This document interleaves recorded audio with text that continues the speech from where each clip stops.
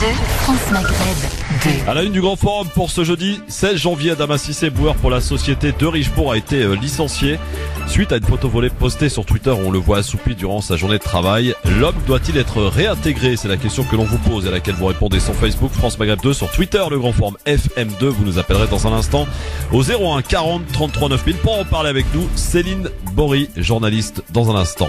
L'homme à la tête de l'événement mondial Kaftan du Maroc, le créateur de mode Amin Rani, sera parmi nous dans les rendez-vous d'Anna à 17h pour partager sa passion avec nous. LGF spécial municipal, invité de l'entretien d'admission aujourd'hui, Omar Slaouti, candidat à Argenteuil tout à l'heure à 17h30. Et le zapping, le Grand Forum bien chargé jusque 18h. Soyez-en les bienvenus. Un petit coup de fil à un réalisateur de passage à Paris, réalisateur tunisien qui est avec nous par téléphone. Mahmoud Jenny, bonjour.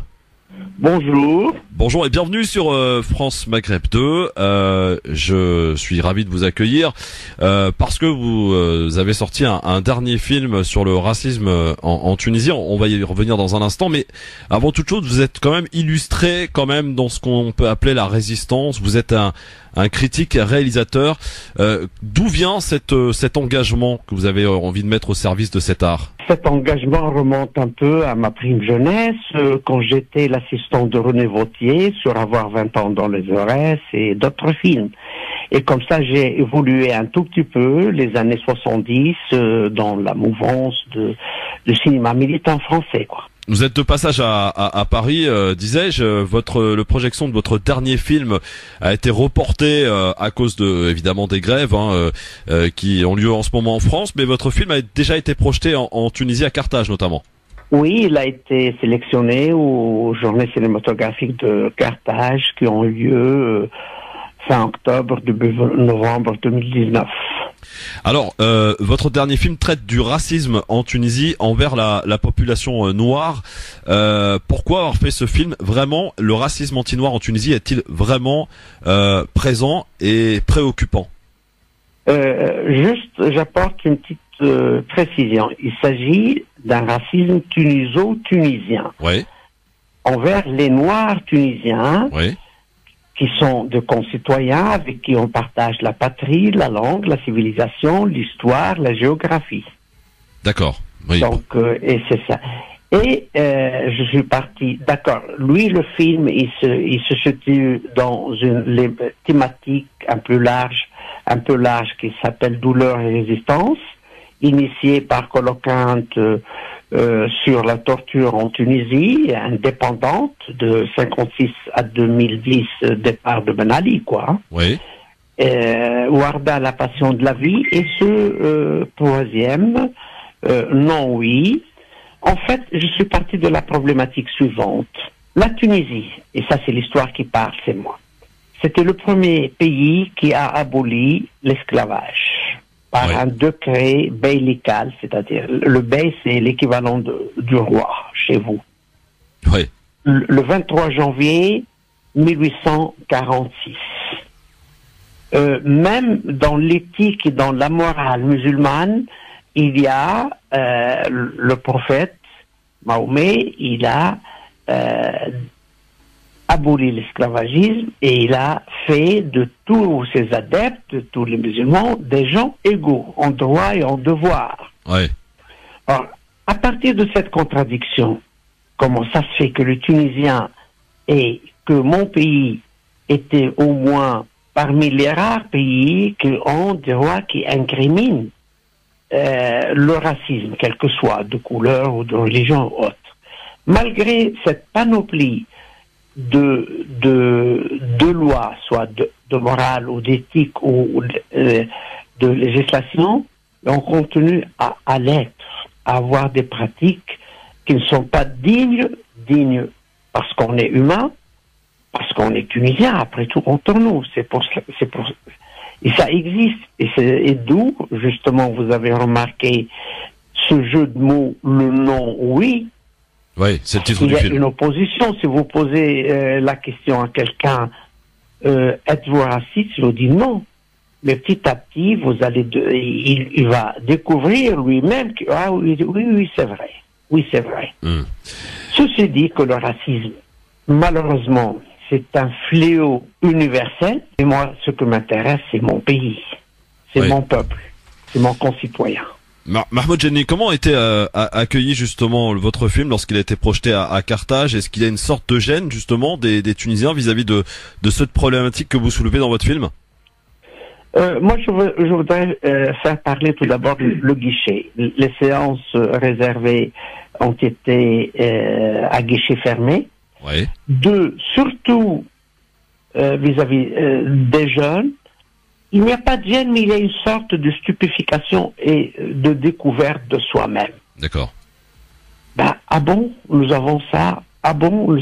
Parce que c'est un racisme intériorisé et souvent latent. Et ça, c'est ça qui est grave.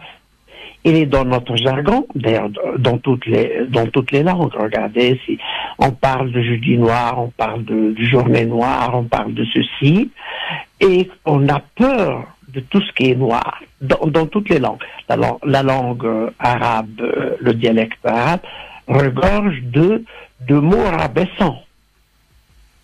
Oui. Et c'est un peu là aussi, parce que parmi mes protagonistes, il y a une panoplie. J'ai fait appel à un sociologue pour essayer de décortiquer ce phénomène social et de responsabiliser pas uniquement les gens, mais tout le monde. L'État, de par ses lois, est responsable. L'éducation, de par ses programmes, il faut revoir les programmes scolaires. Il faut que l'image ou la présence du noir soit omniprésente dans les manuels de lecture et autres, et dans les programmes, et aussi les artistes. Mahmoud Jenny, finalement, est-ce que vous considérez que le politique, parce qu'il est important aussi, en fait suffisamment pour lutter contre ce fléau que vous dénoncez dans votre film? Le politique, je parle de cas tunisien, la Tunisie indépendante. C'est vrai que le racisme avant tout, c'est un racisme de classe, c'est un racisme d'argent avant tout. Mais nos concitoyens, nos amis, nos frères tunisiens qui ont accédé comme moi à l'école, parce que l'école c'était notre ascenseur social. Oui. Ils ont été privés. Jusqu'à maintenant, on n'a pas eu un ministre noir, un préfet noir. Vous voyez? Oui, la discrimination jusque dans la politique, quoi. Il y avait des sommités de compétences. Mais on leur a pas accordé des fonctions au sein du gouvernement. Il n'était pas de grands commis d'État. Alors, Mahmoud Jenny, le projet on disait tout à l'heure, a été reporté à cause de la grève. Est-ce qu'on a peut-être un petit aperçu sur une prochaine projection en France pour les Tunisiennes et Tunisiens et pour, en l'occurrence, d'un point de vue plus général, tous les amateurs de cinéma? Pour tout le monde, les Tunisiens, Absolument. les Africains, parce que nous sommes Africains. Absolument. Pour les Français, parce qu'après tout, le racisme, comme j'ai dit, c'est existe un aussi fléau universel. Il ne s'agit pas de la Tunisie uniquement, et c'est un phénomène qui se développe malheureusement parce que la traite des Noirs, c'est vrai, ce fut un temps, mais maintenant la traite de l'être humain, elle a pris de la considération. Ouais. Donc pour l'instant, pas de date précise. Les dates, soit le 20 février. D'accord. Si tout va bien, le 20 février. Oui. Ou le 26 mars. Ou le 26 mars. Très bien. Voilà. Quoi qu'il en soit, ça sera un plaisir de vous recevoir ici en direct à la radio lors d'une projection définitive donc en France, et vous serez donc amené à revenir ici à France Maghreb 2. Merci beaucoup, monsieur Mahmoud Jenny, donc réalisateur, merci, vous êtes critique invité tunisien. à assister à la projection et surtout à voir à chaud les réactions des gens. C'est plus important. Exactement, c'est le plus intéressant effectivement. Merci beaucoup et bon retour en Tunisie, monsieur Mahmoud Jenny. Merci, monsieur. Quelques événements qui se sont déroulés un 16 janvier avec en 1900 création de la Coupe Davis, 1906 début de la conférence d'Al Jazeera sur le Maroc, 1945 en France nationalisation de Renault, 1956 indépendance de l'Égypte. En 1964, les représentants de 13 pays arabes réunis au Caire décident de la création d'un commandement militaire afin de renforcer leur position face à Israël. Et en 1991, en Irak, l'opération Tempête du désert débute. Le Grand Forum revient dans un instant sur France Maghreb 2. Le Grand Forum, merci d'être avec nous et en direct en ce jeudi. Nous sommes le 16 janvier. J'espère que vous allez tous bien en pleine forme jusque 18h avec pour m'accompagner aujourd'hui. Ça fait longtemps. Elle est là, notre Céline Bory. Comment ça va, ma Céline? Ça va très bien et je suis ravie d'être de retour. Ah oui, ça fait longtemps. Exactement. Bonne année, ma Céline. Bonne année à toi et surtout la santé. Exactement. Bon, c'est gentil. Notre Fifi national est partout. Tu sais, Céline. Ouais, mais moi, il m'étonne. Oui, il est là. Il est en direct avec nous. Depuis la manifestation, parce qu'il y a encore la 6e journée de mobilisation. Manifestation aujourd'hui en ce 16 janvier à Paris. Philippe Boyaki pour le Grand Forum France Maghreb 2. Est-ce qu'il y a du monde, mon Fifi? Oui, énormément de monde. Enfin, peut-être un petit peu moins que samedi dernier, de mémoire. Mais ça arrive. Je suis à Place d'Italie. Je suis en tout début de cortège. Écoute, c'est d'un calme extraordinaire. On sent une tension légère, mais on voit que les gendarmes mobiles viennent de déposer les casques. Ils ont toujours leur bouclier à portée de main. Tonfa, il est pas très loin. C'est l'extension, j'ai envie de te dire, de leurs bras maintenant. Hein, c'est devenu accoutumé. Mais un calme royal. Les manifestants, arrivent à Place d'It. Ça repart, ça glisse tout doucement. Les métros sont ouverts. Incroyable. Vraiment, c'est la première fois que je fais une manifestation avec un climat un petit peu bizarre, où tu sentais qu'il y avait une tension sur les côtés, au niveau des forces de l'ordre, et les manifestants étaient très calmes. Bon. J'ai échangé avec ce qu'on appelle les antifas, qui nous ont dit, aujourd'hui, il n'a rien se passé, ils vont être très déçus. Et effectivement, ah bah oui, forcément, il se passe rien.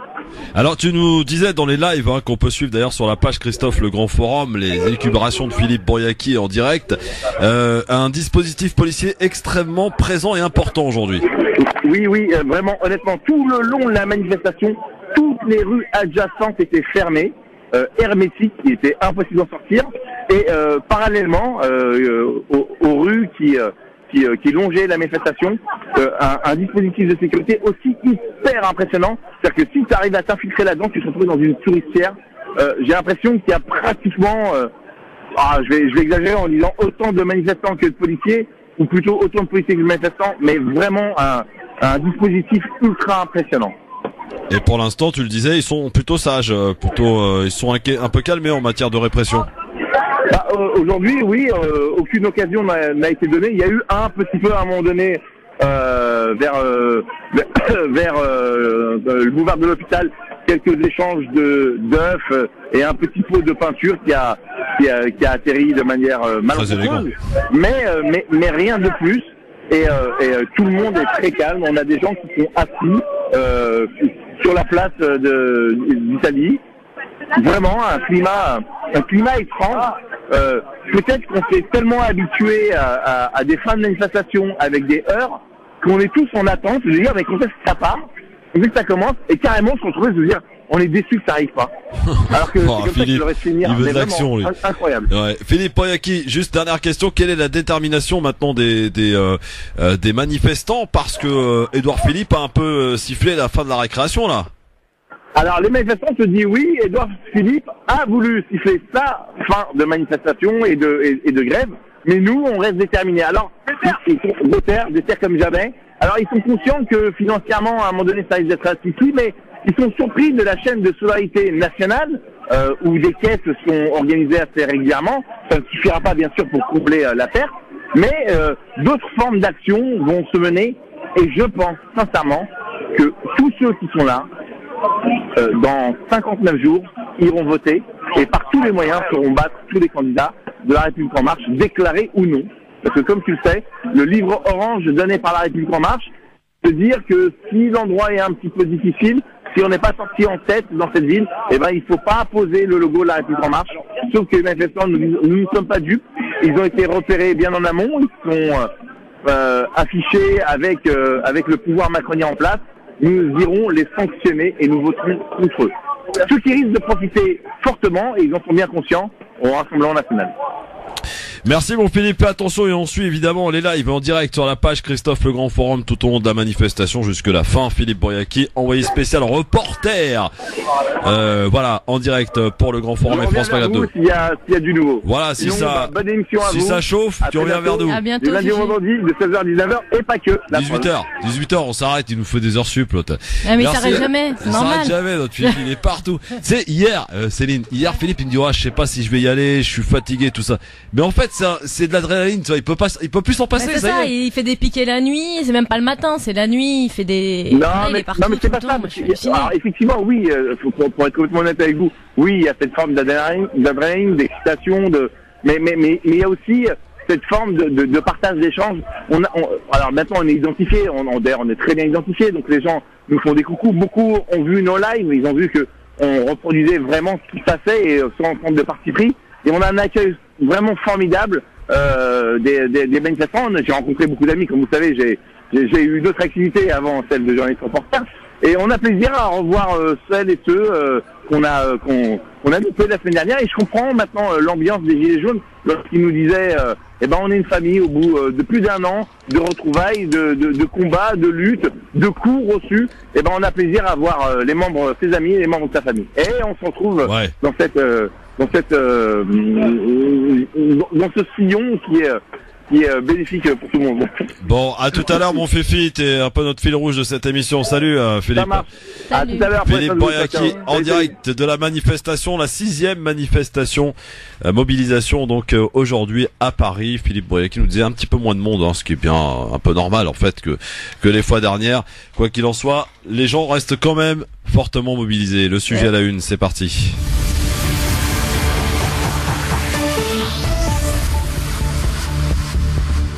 C'est le chauffeur qui décide la pause. Voilà. Sans lui, moi, je ne peux pas décider la pause. Moi, je travaille uniquement derrière. S'il me dit descends, tu fais ça, je le fais. Bon, en général, c'est des pauses de 20 minutes. J'avais la douleur sur mon pied gauche et j'ai enlevé la chaussure les talons, ça me faisait mal, sur le cheville. Et à un moment donné, c'est là, je me suis allongé, prends mes trucs comme ça, mes bras dans ma tête comme ça. Il y a un inconnu qui passait au lieu qui me demande « Monsieur, qu'est-ce qui vous arrive ?» Il ne m'a pas posé la question. Il est venu directement, il se casse à côté, il prend ma photo, il lance à Roger Soso, il lance à mon travail.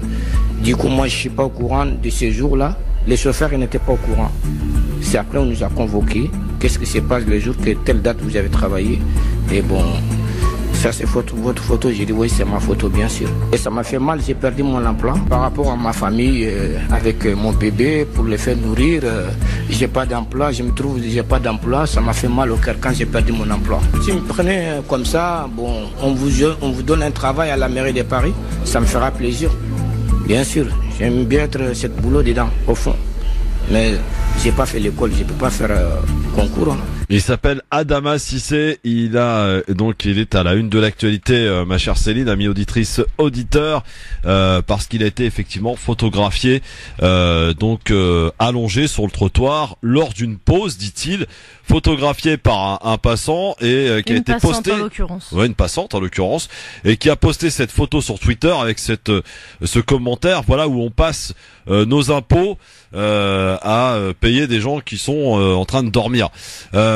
Il était salarié de la société de Richebourg. Il a été licencié suite à une photo volée, donc disais-je sur Twitter, où on le voit donc allongé sur le trottoir. L'homme doit-il être réintégré? C'est la question que l'on vous pose et vous êtes alors là sans appel. 95% sur Facebook France Maghreb 2, Twitter Le Grand Forum FM2 pour voter, à dire oui, on doit le réintégrer. Alors cette histoire quand même pose plusieurs problèmes. D'abord le fait qu'aujourd'hui on peut se retrouver dans n'importe quelle condition ou situation, on peut se faire photographier et se retrouver sur les réseaux sociaux et jeter en pâture voilà, c'est ce qui se passe pour cet homme, vous l'avez compris, c'est un père de famille, il a des enfants, il a une famille à nourrir et aujourd'hui il se retrouve licencié. Alors ce qui est important, c'est quand même de recontextualiser la chose. Cette affaire, elle date pas d'hier puisque cet incident, cette photo, elle a été prise en septembre 2018 de mémoire. Absolument. Cette dame qui n'a toujours pas retiré son poste, qui ces derniers jours n'avait toujours pas retiré son poste, cette Parisienne, a pris la photo d'Adama Cissé, l'a postée sur les réseaux en identifiant son employeur et la mairie de Paris, peut-être pas de Richebourg, mais je sais pas si elle a identifié de Richebourg ou la mairie de Paris, mais l'un des deux, en notant la rue et l'heure de la prise de photo et en disant c'est à ça que servent nos impôts et c'est pour ça que Paris est dégueulasse, me semble-t-il, ou quelque chose du genre. Ce n'est pas, donc c'est par rapport à l'image que son employeur a justifié ce licenciement du fait que cette photo aurait nui à l'image de la société. Et c'est après avoir en attaquant, donc il a été licencié, ça c'est effectif et personne n'en avait parlé, et c'est en attaquant son employeur au prud'homme que cette affaire a commencé à être médiatisée. Que grâce au travail des réseaux sociaux aussi, la dame qui a posté ce tweet a pu être retrouvée identifiée, donc il y a une espèce de shitstorm à son encontre, parce qu'on est clairement sur quelque chose de délétère. Et qu'il y a un gros mouvement de soutien pour Adama Cissé, puisque en plus on est dans un contexte de grève actuellement et de mouvement social, et qu'il a reçu le soutien d'énormément de grévistes et de travailleurs pour soutenir sa cause, pour défendre en tout cas sa cause. Il a été invité sur les plateaux télé, il a été invité chez Cyril Hanouna de mémoire. Et hier, il y a eu un mouvement spontané de grévistes et de syndicalistes CGT qui sont allés investir le siège de Richebourg.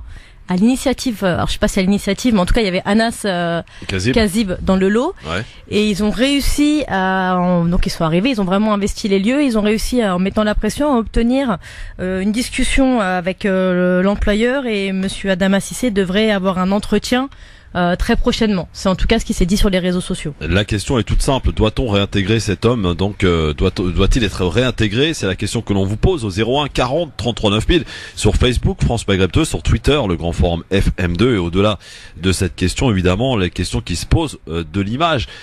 Aujourd'hui, on est dans une société de délation, carrément, Céline, faut le dire. Aujourd'hui, ouais, ça rappelle des sombres périodes de l'histoire. Tout à fait. Absolument. Et voilà quelles conséquences cela peut avoir dans la vie d'un homme. Ça peut détruire une vie. Et puis il faut pas oublier en plus que ce monsieur Adama Cissé est un ouvrier, est un éboueur, donc fait partie d'une partie de la population des plus modestes, et qui se retrouve accusé, mis au banc, qui n'a plus de quoi nourrir sa famille. Donc moi je pense à titre personnel que non seulement il doit être réintégré, mais en plus il doit être indemnisé, ce monsieur, pour le préjudice moral. Voilà. Moral et financier, pour le coup. Bien sûr. 01 40 33 9000, votre avis nous intéresse, messieurs dames, pour nous donner un petit peu votre regard sur cette affaire. Ce qui découle évidemment, c'est évidemment de la délation. Et ce que fait remarquer d'ailleurs très justement cet homme, c'est que cette femme qui a pris cette photo n'a même pas cherché à comprendre pourquoi ce monsieur était allongé sur le trottoir. Je veux dire, il était peut-être blessé, malade, machin. Elle n'a pas cherché à comprendre. Et ce monsieur était allongé sur le trottoir. Certes, c'était peut-être pas le meilleur endroit où il fallait s'allonger, mais est-ce que ça prévaut derrière un licenciement? Et c'était surtout pendant une heure de pause, dit-il, hein.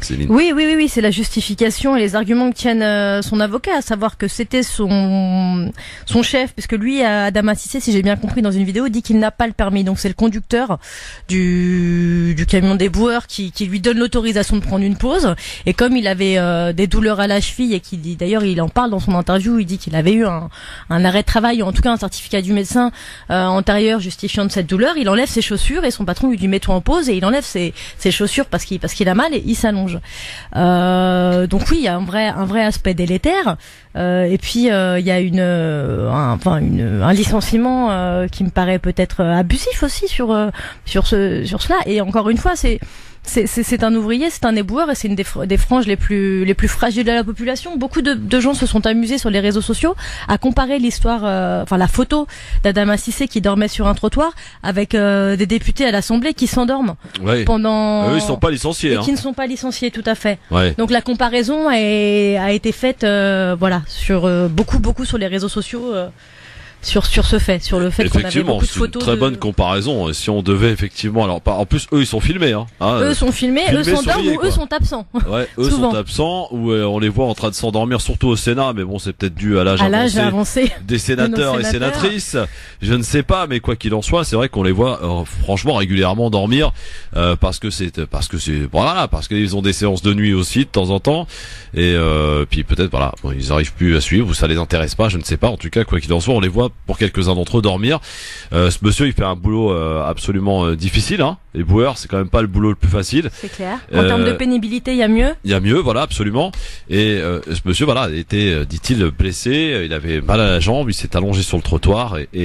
Moi, ce qui m'interpelle dans cette histoire, Céline, amie auditrice auditeur, c'est que au-delà du fait de prendre la photo, c'est que la dame n'a même pas cherché à comprendre et à parler avec cet homme pour lui dire et lui demander pourquoi il était allongé sur le trottoir.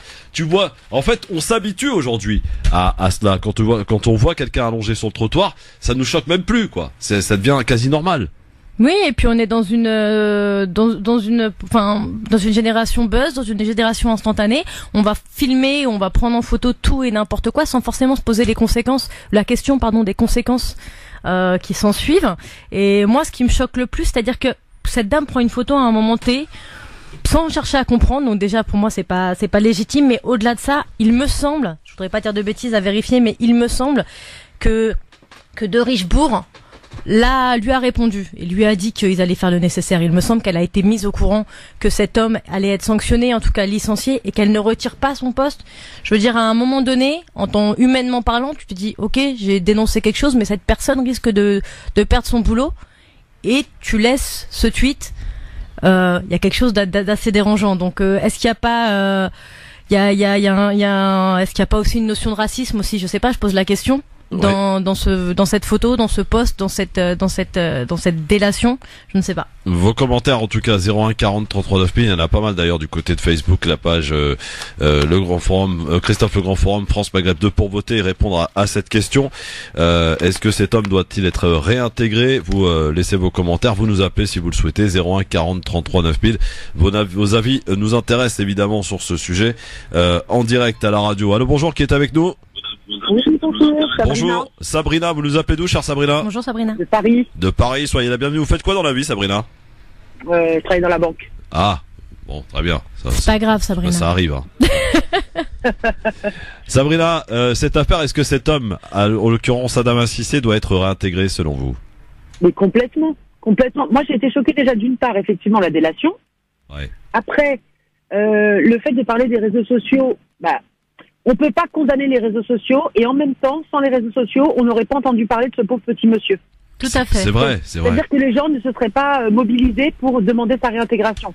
C'est-à-dire qu'on d'une part la réintégration, mais surtout lancer un appel à ces personnes parce qu'effectivement le fait qu'elle ne se soit même pas arrêtée pour savoir ce que ce monsieur avait peut-être, la pénibilité de leur travail, on la connaît, on n'a même pas besoin de. Elle a oublié que ce monsieur ramassait certainement ses ordures. Et je trouve ça, je sais pas comment dire, on est dans une société où les gens ne se soucient plus du tout de l'autre. Et ça m'a profondément choquée. L'entreprise, j'en parle même pas. J'espère sincèrement qu'il va être non seulement réintégré, dédommagé, comme vous l'avez dit, financièrement, et qu'il ait aucune perte.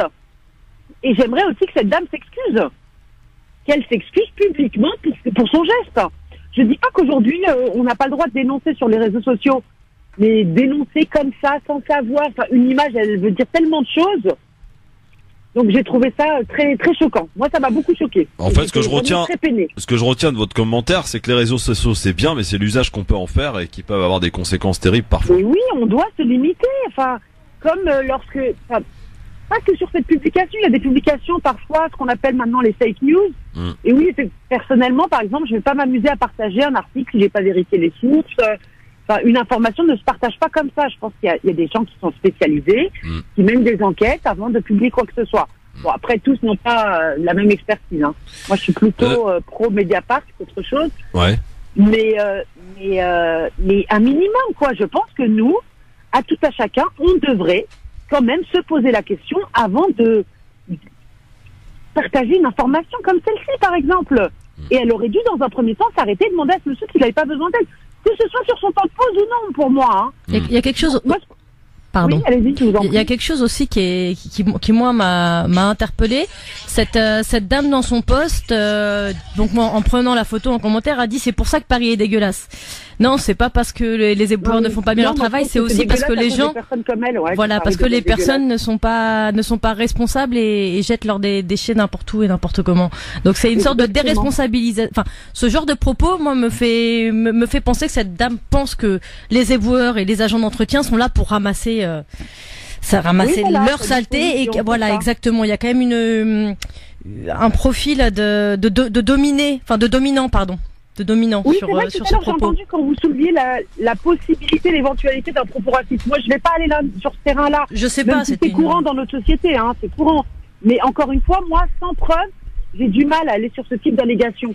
Mais effectivement, c'est une question qu'on est en droit de soulever. Bien sûr. Bien sûr. Mais ça donnerait un caractère encore plus grave à ces agissements. Sabrina, vous qui êtes dans la banque, vous nous confirmez que le livret A va fortement baisser là, à partir du 1er février? Oui, mais c'est pas les banques qui décident de ça. Ça, c'est notre société d'une manière générale. Je sais, mais oui.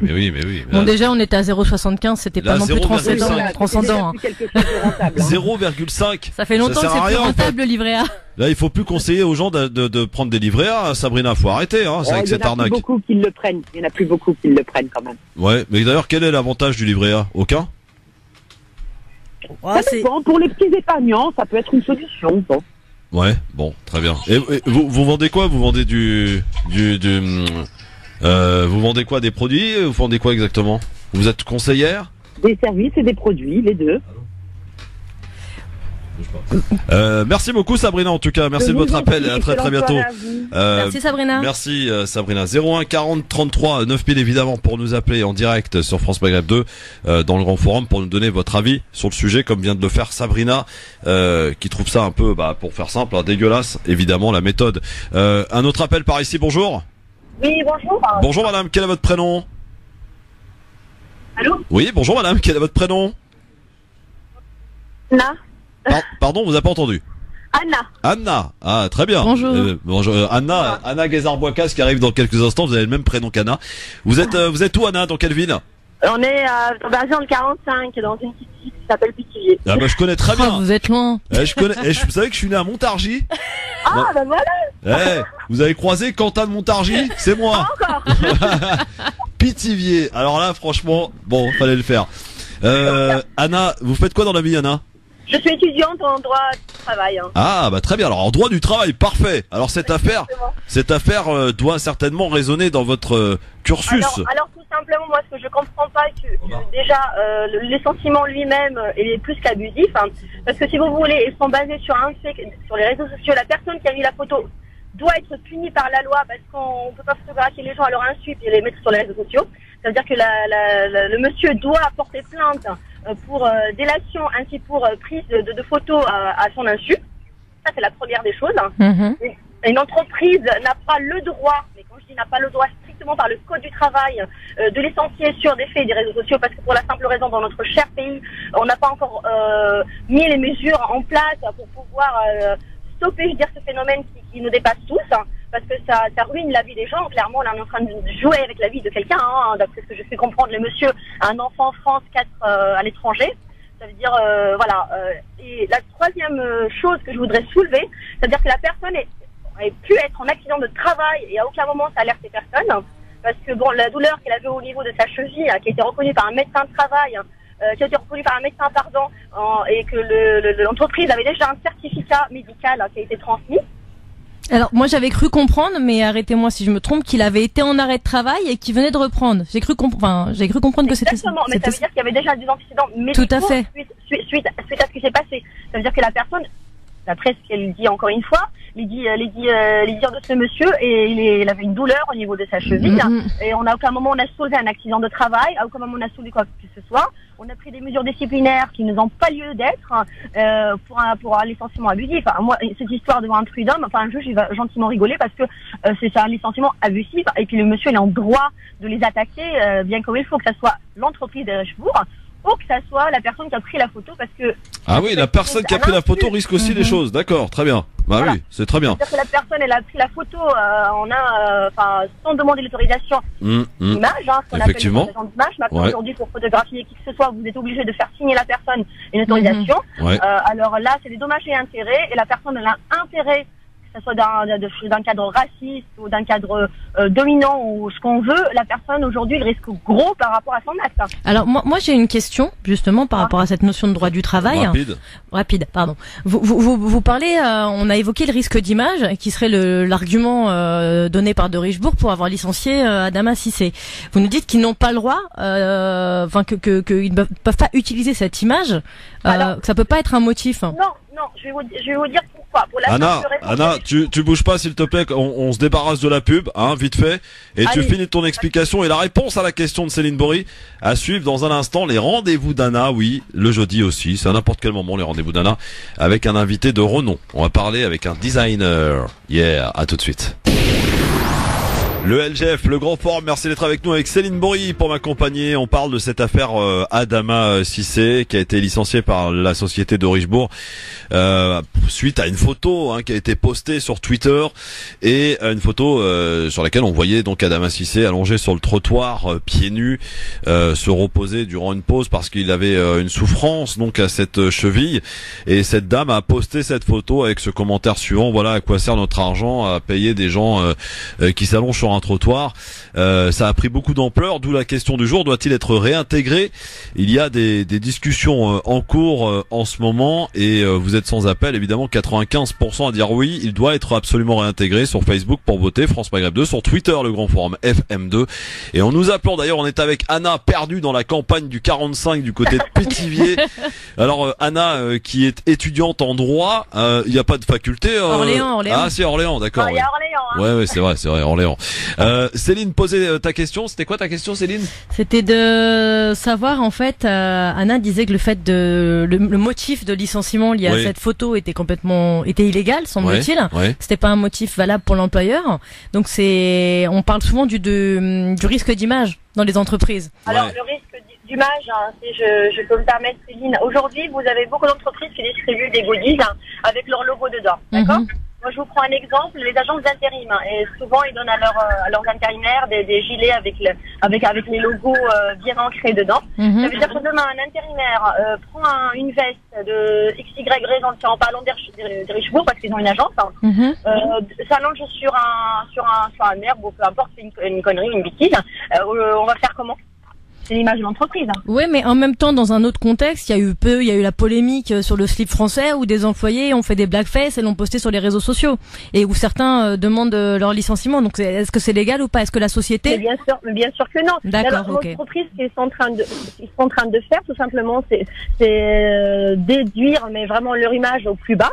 Parce que pour la simple raison, là, on est sur un cas de licenciement abusif, parce que déjà d'une, pour commencer, hormis cette histoire d'image ou quoi qu'est-ce, s'il y a une personne vers qui il devrait se diriger, c'est vraiment la personne qui a pris la photo, parce qu'encore une fois on a pris une photo à l'insu d'une personne, là c'est puni par la loi, et c'est pas un motif. On ne peut pas licencier quelqu'un sur une photo qui est prise à son insu, postée sur un réseau social. Vous voyez ce que je veux dire? Le cheminement, déjà, il est complètement faux. D'accord. Très bien. En tout cas, merci pour les éclaircissements, ma chère Anna. Vous êtes quoi? Vous êtes marocaine ou algérienne?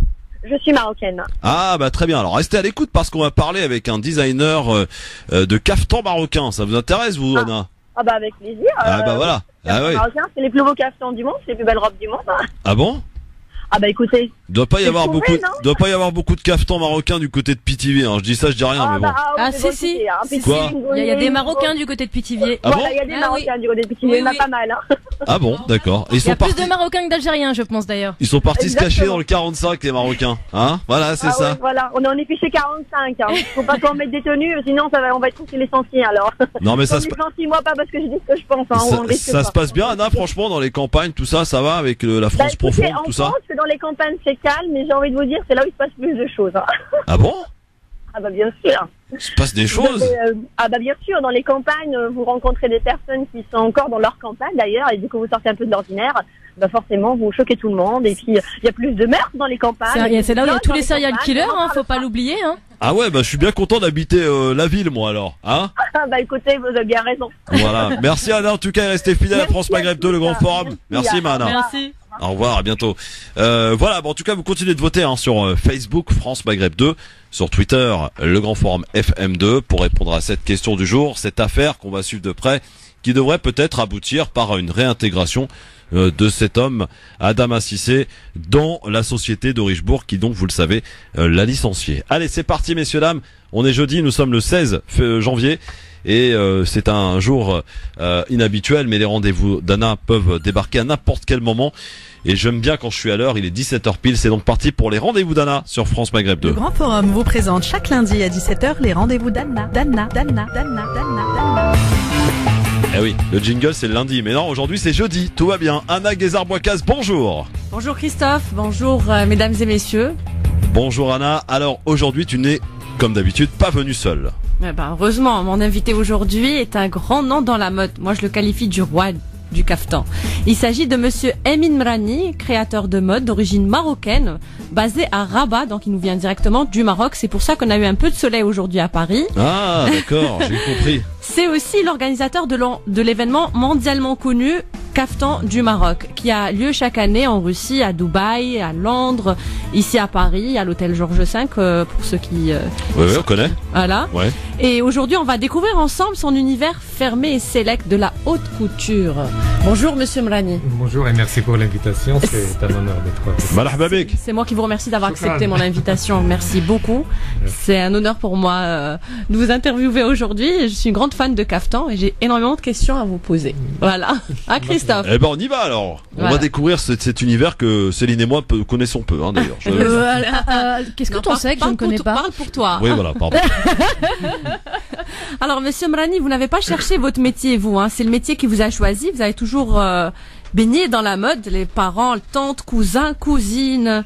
Vous êtes une famille de couturiers. Exactement. Même arrière-grands-parents. C'est impressionnant d'avoir autant de membres de la famille dans le même domaine. Exactement, oui. Mais bon, moi quand j'ai repris le métier, j'ai essayé de voir ce métier avec mon œil personnel. Oui. Parce que c'est vrai que, par exemple, moi je parle de mes parents, ils travaillaient de la façon traditionnelle, c'est-à-dire la dame, il y a quelques années, il y a 20 ans, la dame ramenait son tissu pour le faire coudre. Oui. Et c'était tout le temps un kaftan, voilà, Bildi, Mkhzani. Et quand avec toutes les années que j'ai passées à côté d'eux, j'ai découvert très tôt que il y a vraiment une grande demande vers, on va dire, un nouveau style de kaftan. D'accord. Et par la suite, j'ai décidé de faire mes études de mode. Et j'ai fait aussi le marketing de la mode que j'adore, et grâce à ça aussi qu'aujourd'hui j'organise des événements. Et par la suite, j'ai vraiment tout changé. J'ai changé carrément toute la stratégie de notre maison de couture. Moi, ce que je trouve excellent. Parlez bien près du micro, s'il vous plaît, monsieur. Ce que je trouve excellent, c'est que même si il a toujours eu un dent et que il a toujours été baigné dans la mode, vous avez quand même fait des études dans la mode pour pouvoir vous perfectionner, etc. Oui, c'est très important. J'étais conscient que si je voulais vraiment avancer très très, on va dire loin, il fallait faire des études profondes de la mode. Oui. Alors, monsieur Mrani, vous avez toujours rêvé d'emmener la mode marocaine vers d'autres horizons. C'était votre but dès votre jeune âge. Est-ce que vous pensez aujourd'hui que vous avez réussi ce challenge? Réussi, honnêtement, je suis fier aujourd'hui parce que c'est vrai que pour moi c'était un rêve que ça sera. Voilà, je me disais un jour, est-ce que je vais vraiment y arriver? Et je disais jamais que je vais réaliser l'événement le plus important, voilà, de tous les événements. C'était un challenge, mais j'y croyais beaucoup. Et même aujourd'hui, réussir, c'est un gros mot parce qu'il y a encore beaucoup de choses à faire, j'ai encore beaucoup de projets. Vous êtes très ambitieux. Et ce qu'on a fait il y a quelques années, ce n'est pas que la couture marocaine, mais aujourd'hui, il y a beaucoup d'Algériens aussi qui participent avec nous. Et ce mélange, ce cocktail, au début, même des personnes, ils ont dit que voilà, il va y avoir quelques concurrences, mais au contraire, oui, ce mélange ça a donné justement, je voulais vous poser la question. Lorsque vous-même êtes designer et que vous organisez un événement comme Kaftan du Maroc, maintenant mondialement connu, on dit, il y a une expression chez nous, enfin en arabe, on dit adouk adoukar, que ça veut dire votre ennemi, c'est le concurrent. Ça c'est clair et net. Comment vous arrivez à gérer Ça c'est clair et net, mais quand vous maîtrisez les deux volets, parce que eux ils ont essayé, ils ont participé avec d'autres événements, ils ont participé avec on va dire d'autres manifestations de mode, mais moi bon, c'est pas pour me vanter, mais je maîtrise quand même mon métier et je sais faire la part des choses. Quand j'organise un événement, je l'organise pour tout le monde. Ça veut dire que je me favorise pas, au contraire. Oui. Il faut rester neutre. Et comme tu es dans le métier, il n'y a pas mieux que on va dire quelqu'un qui est dedans pour exceller dans ce métier-là. Ça s'appelle avoir la conscience professionnelle aussi. Vraiment. Oui, Monsieur Mrani, le kaftan est le vêtement officiel des membres de la famille royale. Hein. Et c'est un vêtement très classe, c'est certain. Toutes les femmes ne me diront pas le contraire. Même si on l'a vu dans des événements prestigieux comme au Festival de Cannes, etc., il reste un peu moins demandé que les robes modernes. D'après vous, est-ce que c'est le fait qu'il ne soit pas dénudé, pas trop qu'on appelle sexy? Ça c'est une. Pourquoi les stars américaines ne portent pas, par exemple, le kaftan? Il y en a beaucoup de stars qui ont porté des kaftans. Il y a beaucoup de. Oui, mais ça reste moins demandé. Est-ce que c'est parce que justement il n'y a pas le côté trop Jennifer sexy? Lopez, elle l'a porté? Aucune idée. Je crois pas, non. Je crois pas. Idée. La présence du kaftan ou bien du caraco algérien, moi je parle du kaftan marocain, il manque beaucoup on va dire du côté marketing. Par exemple, si on fait l'exemple, par exemple ici en France ou bien en Espagne, l'État a beaucoup investi pour le développement des maisons de couture et dont les designers. Et ça c'est très important. Il y a beaucoup de jeunes créateurs marocains qui aujourd'hui ont beaucoup de créativité, mais ils trouvent pas de sponsors, mais ils trouvent pas de partenaires pour réaliser leurs rêves. Même nous, des fois, on a envie de porter avec nous des jeunes créateurs, mais on trouve des difficultés pour convaincre d'autres partenaires qu'ils peuvent les épauler pour réaliser parce que pour arriver à ces stars, ces grandes stars, il faut vraiment être créatif. Il faut avoir aussi un nom derrière. D'accord. Parce qu'une star ne va pas porter quelque chose que comme ça. Il faut avoir aussi une présence. Par exemple, on va pas partir loin. Ici à Paris, vous connaissez qui comme créateur marocain qui est installé à Paris? Je connais que vous, franchement. Vous n'êtes même pas installé à Paris, mais je connais. Il y en a des créateurs, mais des maisons de couture, il y en a pas. Mais pourquoi les célébrités mondialement connues, par exemple, elles font appel aux créateurs libanais? Et pas forcément. Non, mais vous avez raison. C'est vrai que leurs robes, ils sont plus adaptés qu'un caftan. Oui. Ça c'est clair. Mais il y en a des. Même si vous, votre plus grande clientèle, j'imagine, c'est la clientèle arabe, les familles royales, etc. Elles adorent les caftans marocains. Oui. Vous vendez très bien, travaillez très bien avec les Émiratis, avec des Saoudiennes, etc. Même les Marocains, même les Algériens. Oui, ça c'est parce que c'est vêtement officiel, quoi. Oui. Céline a une question. Oui. Je voudrais avoir un petit rappel historique sur l'histoire du kaftan qui, je pense, vient d'une région en particulier. Si c'est comme en Algérie où on a les robes oranaises, les tenues kabyles, etc. Ça vient de quelle est l'histoire même du kaftan? Ça, c'est une question qui peut créer la polémique là. Tout le monde se dit ça vient de chez nous. Oui, voilà, c'est ça. Tout le monde. Non, mais dites-nous la vérité. On est là pour dire la vérité. Ça vient d'où le kaftan? De quelle région du Maroc? C'est pareil comme en Algérie. Il y a des kaftans chamali. Il y a des kaftans fassim, knassi, D'accord. Donc le kaftan est marocain, mais chaque région a sa spécificité. Il y a une grande partie qui dit que l'histoire du kaftan vient des Turcs de la colonisation ottomane. Ouais, donc ça ne revient ni à... Allez hop, voilà, personne. Voilà, ni aux Algériens ni aux Marocains. Parce que vous savez, tu sais, le bey, etc., ils portaient des caftans avec des grosses ceintures, etc. Et lorsqu'ils ont colonisé le Grand Maghreb, apparemment, cette culture, enfin, cette mode-là... on l'a récupéré. Voilà, tu as posé la question. C'était une question historique, hein. Oui. Et puis après. Mais est-ce qu'on peut considérer, est-ce qu'on peut considérer finalement, ça c'est mon esprit un petit peu qui va de travers de temps en temps, que le caftan est un petit peu le costume pour les hommes. Avant, c'était le costume pour les hommes. Ah bon? Bah oui, c'était pour le bey, hein, le bey turc, etc.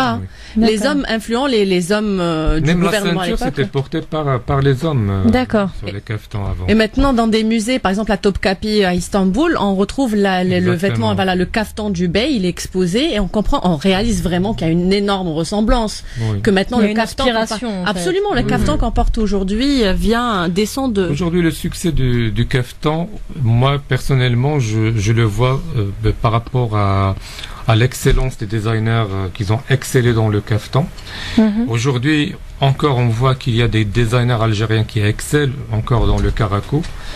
Et c'est ça qui va pousser cette mode, on va dire, nord-africaine vers une mondialisation, vers toucher les grandes célébrités. Parce que c'est comme ça que la mode se développe aussi. Elle touche des célébrités. On l'a vu quand Madonna a porté des bijoux berbères et des tenues berbères avec magnifique. Tout le buzz que ça a fait. Oui, c'est ça. Et les accusations d'appropriation culturelle qui en ont découlé. Mais bon. Oui, mais le problème, moi, je le vois qu'on n'a pas une présence à l'international. Il y a beaucoup de grands salons, on va dire aux États-Unis ou dans d'autres pays, où il n'y a pas une présence.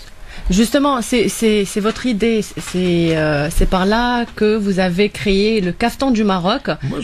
Maintenant, vous défendez le caftan et vous le présentez un petit peu partout dans le monde. C'est ça. Moi, j'ai vu qu'il n'y a pas il n'y a pas un événement qui représentait vraiment bien on va dire le caftan. Et c'est là la naissance d'idée. Je me suis dit que voilà, il faut que quelqu'un crée un grand événement. Et ce que vous faites, c'est que vous rassemblez plusieurs créateurs.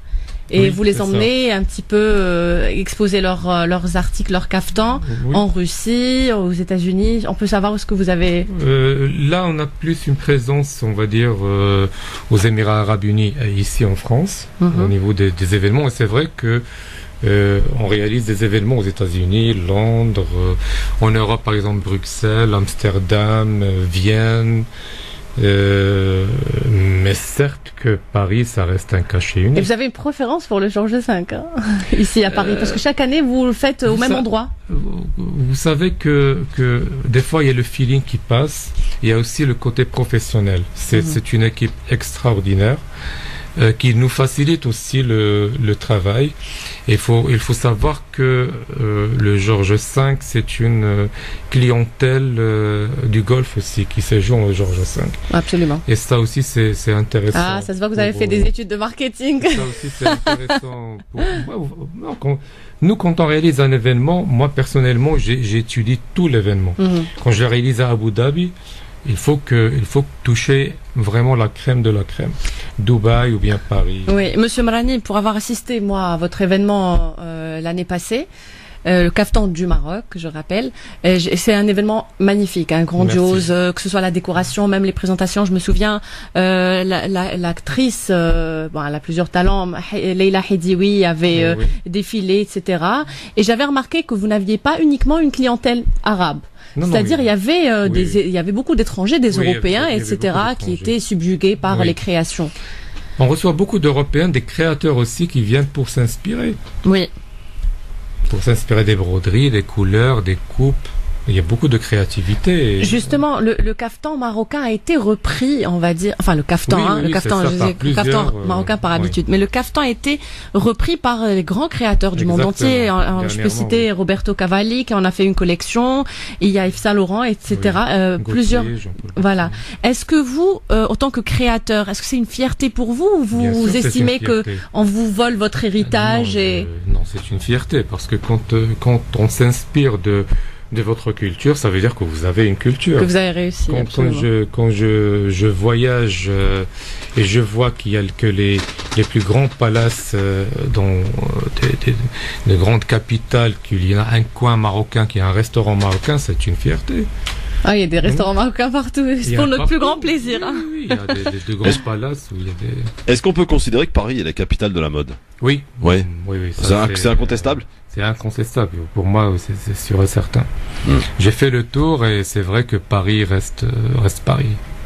Paris. Paris est magique, évidemment. Paris est magique. Tu l'as placé. Bah oui, fallait que je le place.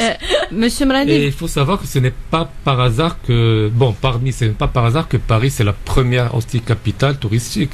Ouais. Parce que même la mode attire beaucoup des touristes. Mais pourtant, les touristes sont pas franchement très bien accueillis entre les grèves, entre les manifestations, entre les images qu'ils peuvent voir quand ils arrivent de Roissy, c'est pas franchement une belle image, hein. Ça peut faire le charme parisien selon. Ah oui. Bon, d'accord. Pour ceux qui aiment un peu l'action. Et vous comptez les aventuriers. Pourquoi pas ouvrir une boutique à Paris? On est en train de réfléchir à ça. Certes que nous avons une grande demande. Nous avons beaucoup de clientes qui viennent au Maroc acheter, mais c'est vrai que aujourd'hui ça devient très très important et intéressant d'ouvrir un point de vente ici. Absolument. Et j'imagine que si vous allez ouvrir, ça sera dans les beaux quartiers avec les autres boutiques ou... Aucune idée. Dès maintenant où ça va se trouver. Non, mais après il faut rester réaliste aussi parce que il faut calculer aussi parce qu'il faut faire un business plan. Oui. On peut pas que ouvrir pour être dans un beau quartier et après ne pas développer le business. Absolument. L'objectif c'est quoi? C'est d'ouvrir dans plusieurs capitales, c'est d'être présent dans plusieurs lieux à travers le monde. Moi je pars dans une idée de partir petit à petit. C'est vrai qu'on est grand, mais on peut pas ouvrir plusieurs points de vente. Déjà si on réussit un seul, là on peut. Chaque pierre après chaque pierre. Exactement. Un auditeur m'appelle, me dit attention, vous avez peut-être dit une bêtise, le Maroc n'a jamais été colonisé par l'Empire turc. C'est ce que ça s'arrêtait de l'Algérie. Voilà. Non mais il a bien fait d'appeler parce que c'est vrai, le Maroc n'a jamais été colonisé par l'Empire turc. Autant pour moi. Contrairement à l'Algérie, effectivement. Donc, je suis ça peut arriver, on peut dire des conneries de temps en temps et heureusement que vous êtes là pour nous rectifier. Hein. Bien. Très bien. Anna. Alors, Monsieur Mrani, vous vous concentrez sur le caftan de la mariée, ou de la femme mariée en général. Mais vous faites un peu de tout, Vous vous adaptez au marché américain, émirati, russe. Quelle est la différence entre ces marchés quand vous dites que vous adaptez? Il y a une grande différence. Quand on crée une collection, par exemple, on va parler que du Maroc en premier lieu. Quand on crée une collection pour, on va dire, la région de Meknès-Fès, ça n'a rien à voir avec la région de Rabat, ça n'a rien à voir avec le Nord. Par exemple, si on crée une collection pour une clientèle parisienne, il faut savoir que l'être humain, il est baigné dans son environnement. Donc il regarde des couleurs, il est attiré, il est inspiré aussi.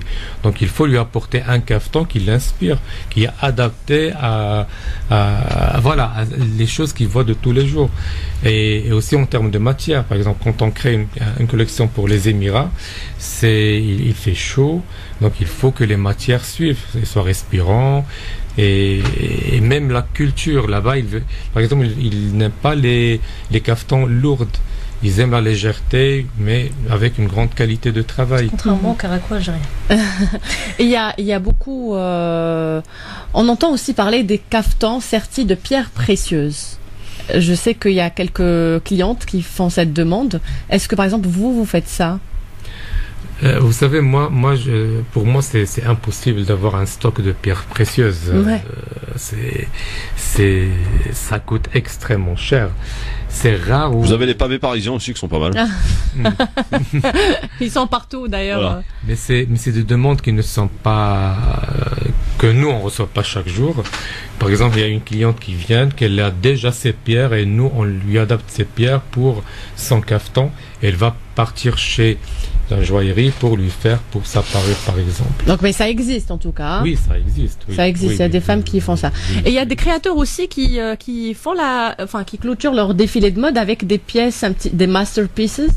Par exemple, avec des pierres. Par exemple, là, la semaine prochaine, on va recevoir le créateur Hani El-Beheri, qui est un créateur égyptien. Et bon, il fait pas de caftan, il fait des robes du soir. Et là, il a fait une robe de mariée sertie de diamants qui lui a coûté 1 million d'euros. D'ailleurs, elle a été portée par la chanteuse libanaise Nicole Saba. Si c'est pour divorcer 2 mois après, c'est chaud quand même. Hein. Donc,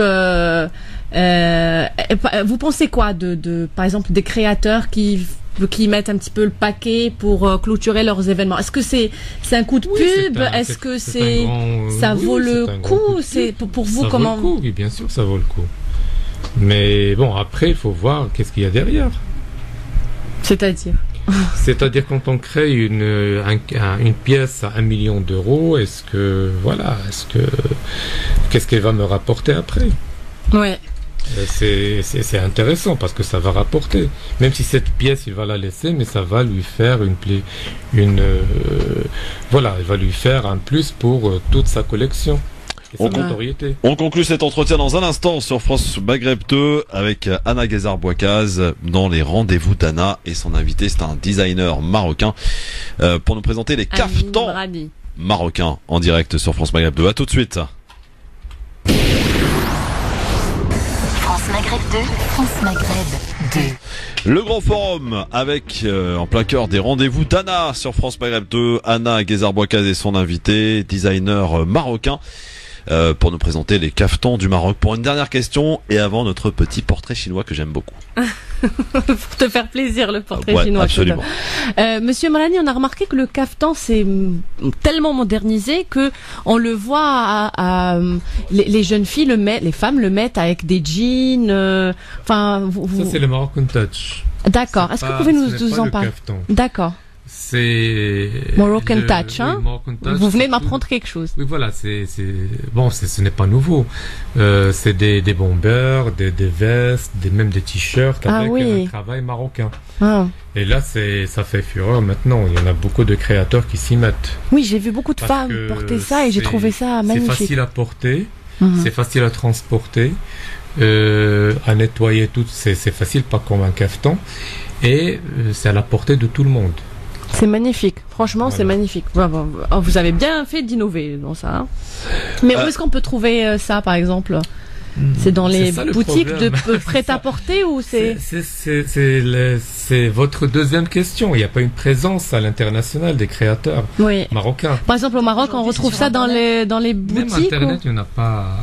Même sur Internet. Ou c'est du sur-mesure comme Généralement, c'est des petits ateliers où il faut se déplacer. Certes qu'il y a des grands créateurs qui font ça, mais après, il faut se déplacer au Maroc. D'accord. L'occasion d'y aller, c'est absolument aller au Maroc. Hein. Voilà, c'est pas désagréable d'aller au Maroc, au contraire. Ah bah oui. Non, au contraire, vous êtes les bienvenus. Merci beaucoup. Un petit coup de pub pour le Maroc. Alors, passons au portrait chinois, Christophe. C'est parti, je balance. Allez, on y va. Alors, Monsieur Mrani, si vous étiez un tissu, vous serez... J'adore la soie, moi. La soie. Si vous étiez une couleur, vous serez... J'adore le blanc. Si vous étiez un objet de couture, hein, un objet de couture. Ah, vous voulez dire un ciseau? Un ciseau. Si vous étiez un vêtement, vous serez... Moi j'aime m'habiller avec des vêtements plus ou moins légers. J'aime pas être serré. Une tunique peut-être? Une abaya? Non, mais moi je suis tout le temps en jean, polo, t-shirt. Alors si vous étiez un pays, vous serez lequel? Mon pays, le Maroc. Si vous étiez un plat? Avec le couscous. Lequel Marocain, bien sûr, il va dire. Ah, c'est un délice. Si vous étiez une voiture, vous serez? Moi, j'adore les Allemandes et surtout les Mercedes. Ah, et si vous étiez une chanson, vous serez? Très bien. Ça, j'ai oublié. Sla, tout slem, ala, la Maître Gibbs. Ça paie comme jamais. Voilà, tiens. Ça fait comme jamais. Et voilà. Si vous étiez exactement, elle est magnifique celle-là. Si vous étiez un acteur, vous serez qui? Un acteur arabe? Donc, celui que vous voulez. Et comme c'est bête, mais comme acteur arabe, j'aime beaucoup Adil Imam. Ah, bah oui, moi aussi je l'aime beaucoup, Adil Imam. J'ai une question piège. Zaïm. Si vous étiez une radio. France Maghreb. Merci, merci beaucoup. Bravo. On vous présente chaque lundi à 17h les rendez-vous d'Anna. Alors ma chère Anna, la semaine prochaine, on va changer complètement d'univers, je crois. Ah, la semaine prochaine, on sera avec le chanteur d'origine tunisienne, Ouais. Al-Kif. Ah oui. À découvrir donc La la semaine musique. prochaine pour les rendez-vous d'Anna que vous pouvez retrouver sur la page Christophe Le Grand Forum en vidéo s'il vous plaît. Merci beaucoup en tout cas Anna. Merci. C'est moi Amine, qui vous d'être venue. remercie. Bonne journée à vous. À très vite. On va changer de plateau, messieurs, dames, dans un instant, puisqu'on va changer de registre. On va parler politique. Vous savez que c'est les municipales 2020 qui approchent à grands pas les 15 et 22 mars prochains. Ainsi, les électeurs et électrices choisiront un nouveau maire ou reconduire le maire actuel. On va aller et filer du côté de Argenteuil dans un instant. Puisque notre candidat d'Argenteuil sera avec nous dans quelques instants, Omar Snaouti, qui entre à l'instant même dans les studios et qui va évidemment passer son entretien d'admission. C'est comme ça qu'on a appelé ça. T'aimes bien Céline, entretien d'admission, ça te va? Ouais, c'est bien. Oui, voilà. J'ai été recalé plusieurs fois, ça fait peur. Ah bah on va voir si tu vas être recalé ou pas, hein, mon cher Omar. Sois le bienvenu. Voilà. Merci à Changement toi. de plateau en direct, c'est magnifique. Dans cette émission, on parle de tout. On parlait de cafeton marocain il y a quelques instants, mon cher Omar. Et alors, on va passer à tout à fait autre chose, puisque voici donc venir donc cet entretien donc sur France Maghreb 2 qui est tous les jours durant toute la campagne évidemment municipale. C'est parti.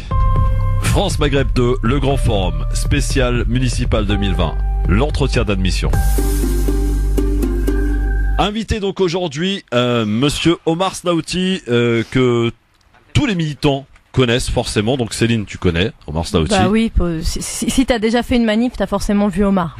Voilà. Une manif, que ce soit dans l'antiracisme ou autre.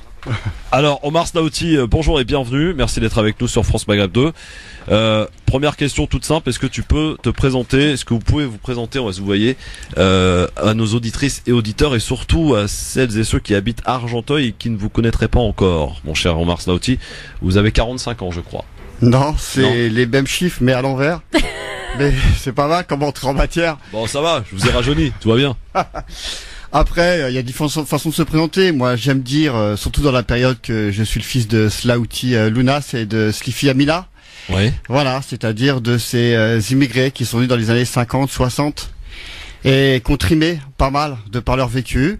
Et voilà, on est 8 frères et sœurs. Je suis l'un des 8 en question et on est quelques-uns à être militants et à embrasser pas mal de causes sociales et antiracistes parce que on n'arrive pas dans le militantisme complètement par hasard. Donc voilà, c'est une façon de me situer. Et on est plusieurs bien sûr dans cette campagne autour des municipales.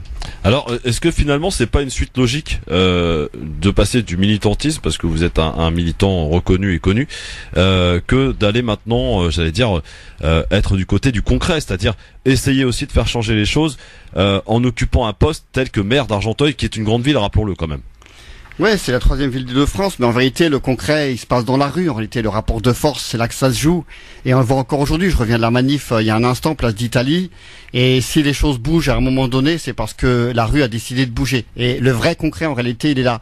Et justement, ce qu'on veut démontrer dans le cadre de ces municipales, c'est faire le lien entre le militantisme de tous les jours, parfois même dans l'ombre, loin des lumières, et y compris à l'échelle de la ville, et puis le fait d'embrasser des campagnes électorales pour faire entendre des choses en même temps très concrètes, vous avez raison, des choses très pratiques aussi, parce qu'on a envie de faire bouger les lignes. Omar Snaouti, je précise aux auditrices et auditeurs que vous êtes dans la vie professeur de physique-chimie. Ouais, c'est ça. À Argenteuil d'ailleurs, chez vous. Ouais, c'est ça, dans un lycée qui est enclavé sur la dalle d'Argenteuil. La dalle d'Argenteuil, c'est là où Sarko a balancé oui, Racaille. le fameux. Oui, sur la dalle d'Argenteuil. Ouais, la dalle, c'était racaille, si vous voulez, il a beaucoup de mots dans son dictionnaire. Et voilà, donc on est assez fiers de vivre dans cette ville-là, en réalité, qui est une très très belle ville, avec un vrai réseau de solidarité associatif, c'est juste une dinguerie. Avec en même temps une histoire qui est pas rien, avec des vrais acquis, parce que ça faisait partie de ce qu'on appelait la banlieue rouge. On est quelques centaines, quelques milliers à avoir été des enfants des colonies de vacances. Voilà, nous on a été biberonnés à tout ça, et c'est une ville qu'on aime, en vérité. Vous allez mener la liste Argenteuil, commune citoyenne égalité, donc à Argenteuil. Alors, est-ce qu'on peut dire que vous avez réussi à peut-être mettre autour de vous, j'allais dire, réunir une partie de la gauche ? En réalité, cette histoire-là, elle est assez belle aussi. C'est-à-dire que, en fait, je vous l'ai dit, on vient des mouvements sociaux. C'est pas pour rien que pour nous, la mobilisation qui se passe actuellement contre la réforme des retraites à points est fondamentale. Et on fait le lien entre le national et le local. Alors, on entend bien qu'au municipal, c'est pas là que les choses se règlent. Mais en réalité, il n'y a pas de dichotomie, de séparation nette entre ce qui se passe au niveau national et ce qui se passe à l'échelon local. Je vais revenir dans un instant. Et donc, ceux et celles qui se retrouvent dans cette campagne-là, ce sont des militants et des militantes qui mènent des batailles régulièrement, y compris contre les violences policières. On est un paquet dans notre mouvement à s'y retrouver. Et les violences policières, pardon du peu, c'est particulièrement d'actualité. Absolument. On le voit. Parce que voilà, on assiste à des drames, à des meurtres. En réalité, faut appeler ce que l'on voit par des termes qui sont adaptés à la situation. Et en même temps, on dira d'ailleurs au détour de ça, ces drames-là ont commencé dans les quartiers populaires il y a bien longtemps. Ils vont se poursuivre même y compris après la réforme qui passera ou qui ne passera pas. Et donc, faut être extrêmement vigilant. Alors, une fois qu'on a dit ça, eh bien, ça veut dire que ceux et celles qui se mobilisent se retrouvent dans le cadre de cette campagne-là. Donc, ce sont d'abord des militants de terrain, associatifs, beaucoup. D'ailleurs, c'est une liste citoyenne au départ qui est soutenue, pas présentée, soutenue après par un arc de force de politique qui est très très large. Il y a la France Insoumise, il y a le Parti communiste, il y a le NPA, il y a Génération, c'est-à-dire le groupe qui a quitté Benoît, c'est la gauche du PS, quoi. Qui a quitté le PS avec Benoît Hamon. Et puis, il y a la gauche démocratique et sociale. Voilà, c'est une vraie gauche soutenue, sur des valeurs, soutenue, pas présentée. Il n'y a pas de logo sur votre... Si, il y aura des logos, mais ce sera soutenu par ces logos-là. C'est-à-dire que nous, on s'en laisse pas compter. C'est une vraie liste citoyenne. Et il y a vraiment l'idée de transformer les choses, y compris sur la manière de faire de la politique, avec en même temps, et c'est une bonne nouvelle, un vrai programme. C'est-à-dire qu'on avance des questions très pratiques, dans lesquelles on apporte des réponses, on espère, très pratiques aussi.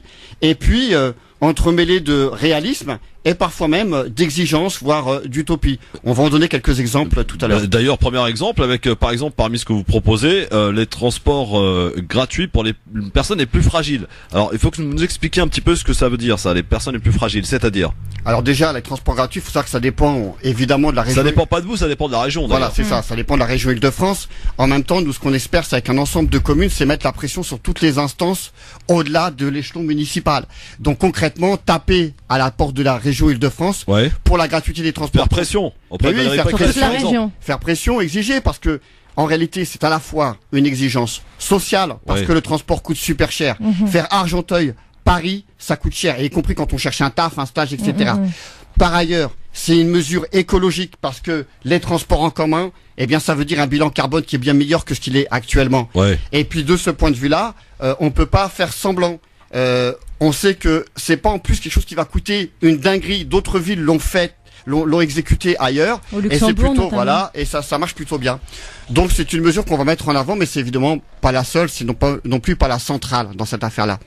Il y a d'autres mesures qui nous tiennent à cœur, mais de manière très générale, ce sont les services publics. Faire en sorte que les services publics puissent exister à l'échelle d'une ville de 110 000 habitants, 113 000 précisément, dans laquelle 23% de la population vit sous le seuil de pauvreté. C'est quand même pas rien. Et les services publics, c'est la meilleure façon de redistribuer les richesses. Or, services publics, ça veut dire quoi? Des écoles qui fonctionnent le mieux possible, des écoles où il pleut pas à l'intérieur. Et ça, c'est de l'ordre du ressort de la municipalité, par exemple. Mais aussi les centres de soins. On a 2 centres de soins, et je vous assure, il y a plus d'1 an d'attente pour voir un ophtalmo parce qu'il n'y a pas de plateau ophtalmologique. Ça, c'est un problème qu'on retrouve quasiment partout. Hein. Maintenant, le problème des médecins et des. Oui, alors il y a les difficultés d'obtenir un rendez-vous. Tout à fait. Comment feriez-vous justement pour les attirer chez vous, à Argenteuil? Alors avant d'attirer déjà, il faut faire en sorte que. Donc je finis. Il y a les centres de santé qui sont très importants. On en a 2, il en faudrait plus et qui fonctionnent bien mieux. Soutenir d'ailleurs les mobilisations à l'hôpital d'Argenteuil parce qu'il y a de quoi mobiliser, il y a de quoi être à leur côté. Un grand hôpital, faire en sorte. Pardon? Un grand hôpital. Ouais, absolument. Et puis faire en sorte que les crèches aussi soient à la hauteur des besoins. Voilà, il y a plein de gens qui n'arrivent pas à placer leur enfant en crèche. Or, quand on veut mener une politique en direction des femmes, notamment de l'égalité, eh bien, il faut que les femmes, les parents, mais évidemment, on sait que ce sont les femmes qui, en dernier ressort, sont amenées à garder les enfants, puissent mettre leurs enfants en crèche. Alors, où est-ce qu'on va chercher le fric, vous disiez, Christophe? D'abord, première chose, comment faire en sorte pour pas qu'il se barre, le fric? On a un problème de ouf à Argenteuil, c'est qu'il y a 100 millions d'euros qui sont partis dans la banque Dexia, que les Argenteuillais ont payé, c'est-à-dire 1 600 euros par foyer fiscal, parce que le maire Motron, de droite actuellement, en 2002 a contracté des emprunts toxiques, et puis le maire qui a suivi, Doucet, Parti Socialiste, eh bien, au lieu d'attaquer en justice ces emprunts toxiques, et Dexia en particulier pour ne pas payer les intérêts, a fait payer la douloureuse à tous les Argenteuillais. 1600 € par foyer fiscal, c'est une moyenne, faut bien entendre, c'est une moyenne.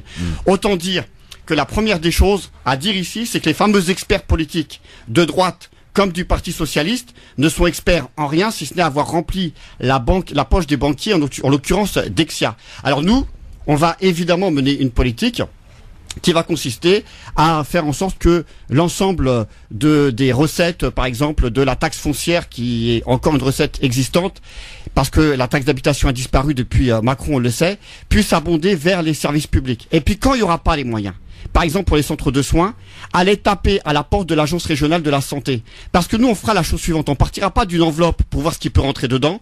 On partira des besoins de la population et on ira chercher les moyens financiers là où ils sont pour que, justement, les Argentins et Argentines puissent vivre, eh bien, j'ai envie de dire, à égalité de droits et dans une dignité retrouvée. Omar Slaouti, candidat à Argenteuil, est avec nous aujourd'hui.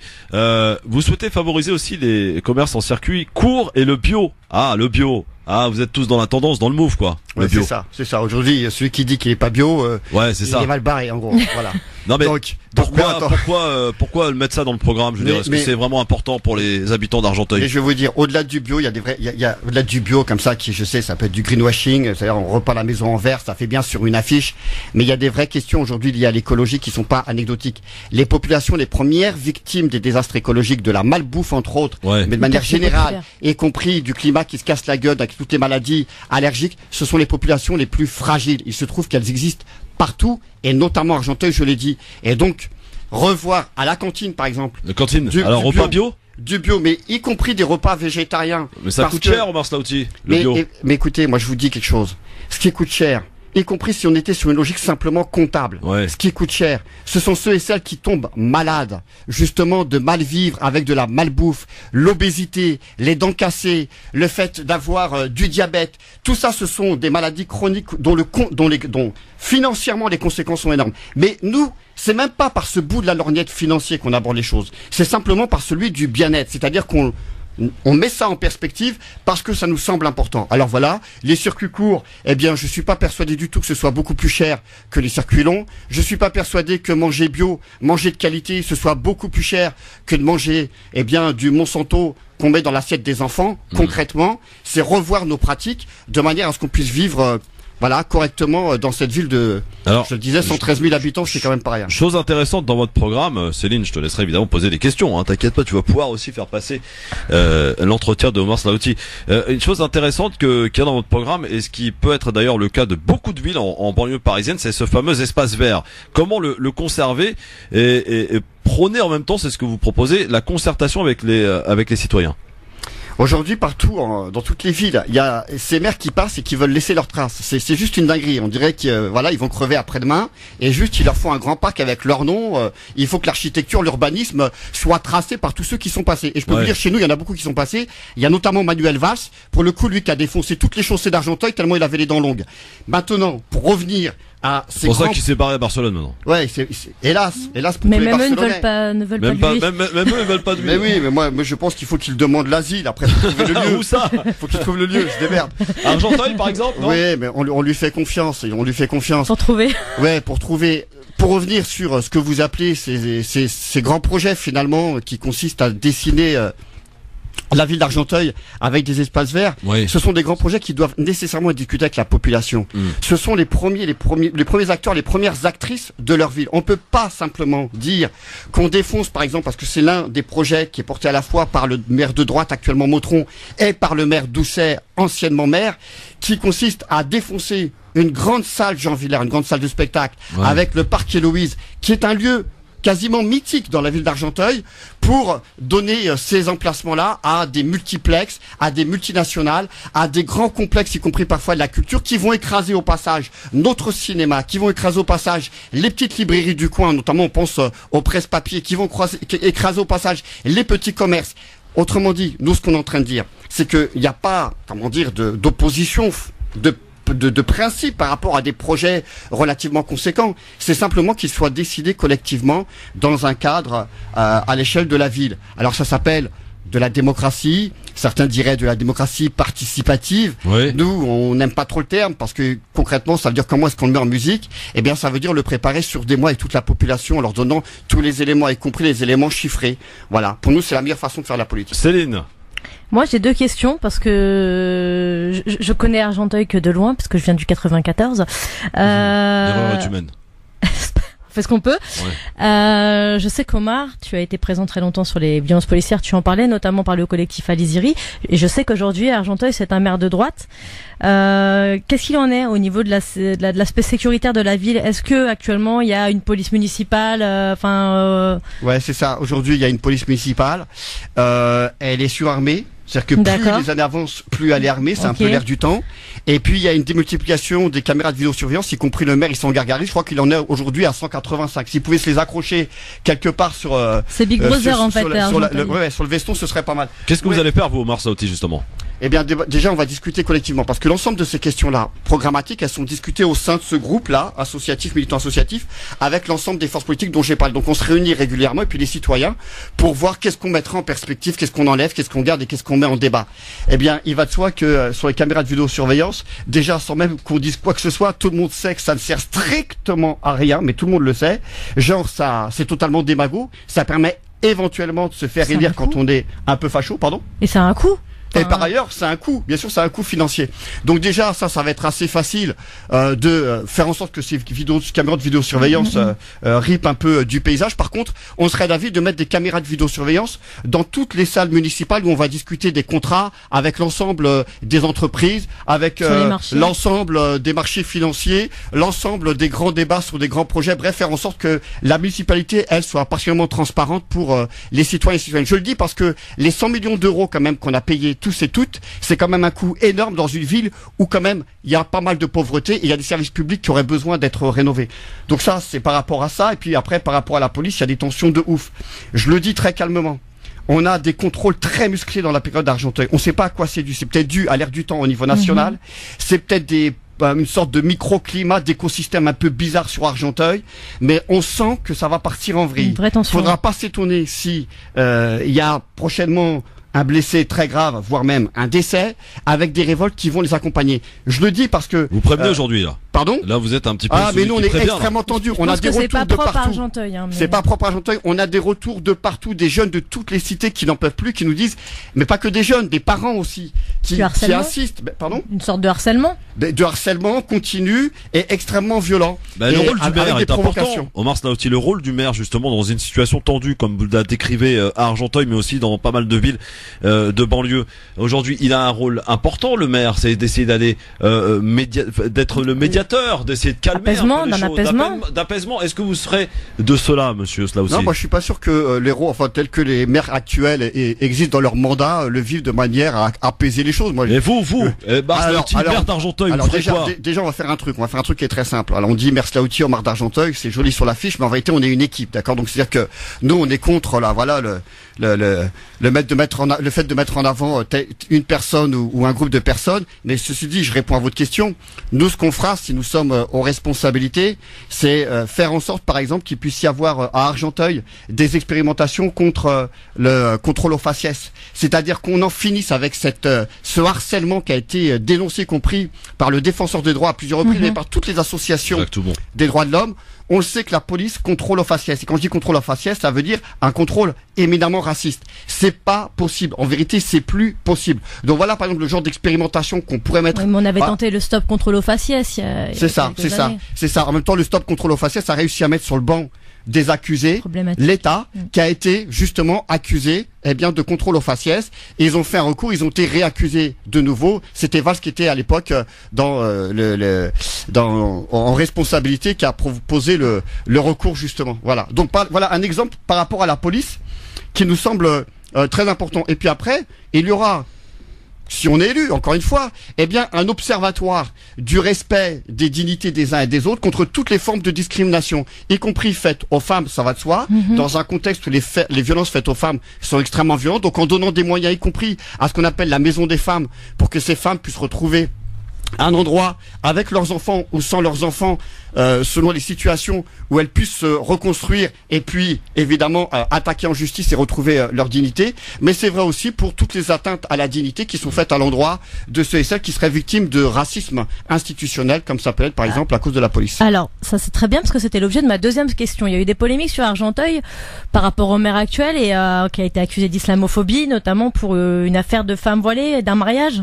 C'est ça ce qui s'était passé. Il avait refusé, enfin c'est peut-être pas lui, c'était peut-être un élu ou une élue qui avait refusé de marier une femme qui portait le voile dans les locaux de la mairie. Il y avait eu toute une polémique par rapport à ça.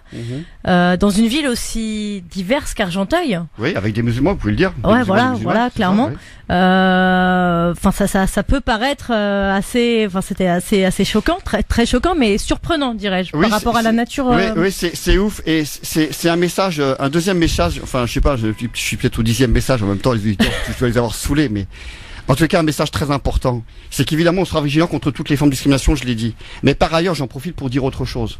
On a régulièrement à la mairie des trucs de dingue, mais c'est pas propre à Argenteuil, des postures de clientélisme à deux balles. C'est-à-dire qu'on a des maires de droite ou du Parti socialiste, voire d'ailleurs, parfois même aussi, qui, au moment des campagnes des municipales, vont chercher quelques Arabes, quelques Noirs, quelques musulmans, quelques musulmanes, quelques Roms parfois, c'est beaucoup plus rare, voilà, pour faire une petite affiche Benetton, mettre sur leurs affiches, et après le reste de l'année par ailleurs, et y compris quand ils ont des responsabilités nationales, et c'est le cas dans ma ville, puisque Doucet a été député et proche de Manuel Valls, il a porté les valises tout de même, et proche du printemps républicain, de fait, même si je le sais, je le connais, il partage pas l'ensemble du logiciel, mais quand même, il a jamais renié son parcours avec Manuel Valls et il a fait partie des frondeurs de droite. De l'autre côté, on a Montron qui a été député, qui a quand même fait la chasse aux Roms. Et si vous vous rappelez, c'est pas anecdotique, mais pour nous, c'est pas une anecdote, c'est très important. Il a distillé ce qu'on appelle le malodore, c'est-à-dire un répulsif anti-SDF à différents endroits de la ville il y a quelques années. C'est sale. Donc, c'est pour vous dire à quel point on a des fous furieux qui, pourtant, en période municipale, n'hésitent pas à aller faire la danse du ventre, y compris parfois dans les mosquées, pour essayer de gratter quelques voix. Donc, nous, on le dit à tous les auditeurs et auditrices, notamment d'Argenteuil. Lâchez l'affaire. On nous prend pour ce qu'on n'est pas. C'est-à-dire qu'on a une grille. D'abord, on n'est pas, on n'est pas à vendre. Aucune religion n'est à vendre et à acheter. Aucun culte. La transcendance verticale n'a rien à voir avec l'horizontalité politique. Et évidemment, dans cette affaire-là, ça veut dire qu'il faut être extrêmement vigilant et ne pas tomber dans ces postures clientélistes d'où qu'elles viennent et être extrêmement vigilant. Et je le dis, le clientélisme, ça fonctionne aussi parce qu'on a beaucoup de gens qui sont dans la pauvreté et qui, pour un appartement, aussi parfois pour un petit travail, sont prêts à coller des affiches. Omar Slaouti, pour finir, parce que le temps passe très vite, vous avez 1 minute pour vous adresser aux habitants d'Argenteuil qui vous écoutent aujourd'hui sur France Maghreb 2. Pourquoi il faut voter Omar Slaouti le 15 mars prochain?